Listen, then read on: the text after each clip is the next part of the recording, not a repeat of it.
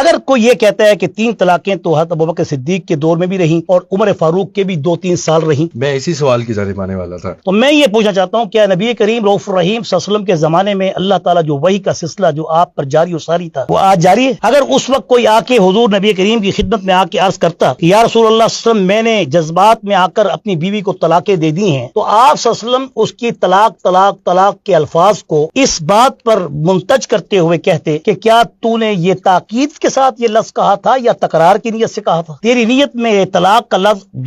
بعض مطلب ایسے ہوتا ہے، اس میں کوئی شک نہیں، ہم اس میں بالکل کھلے دل سے ہم یہ کہیں گے، میرے پاس دلائل ہیں، میں پیش کروں گا اور اس پر میں قائم ہوں کہ آج بھی ہمارے اگر کوئی متشدد 3 طلاقوں کے امپلیمنٹ میں ایک خاندان کو تباہ کر رہے ہیں اور وہ اس کی وہ سپرویژن کرتے ہوئے اس کی ڈیمانسٹریشن پوری نہیں کرتے اور اس سے وہ اس کی انالیسس کرتے ہوئے اسسمنٹ نہیں کرتے اور فوراً فتویٰ دے دیتے ہیں جا تیرا گھر تو بس اب تو طلاق مغلظہ ہو گئی، 3 طلاقیں ہو گئی اور جا تو نکل جا۔ پہلی بات یہ ہے کہ ہمیں بھی فوری طور پر ایسا فتویٰ جاری نہیں کرنا چاہیے، کیونکہ اللہ تعالیٰ نے طلاق کو بھی حدود قرار دیا ہے۔ لیوریج ہے نا اس میں، دیکھیں نا، طلاق کو بھی حدود قرار دیا ہے نا۔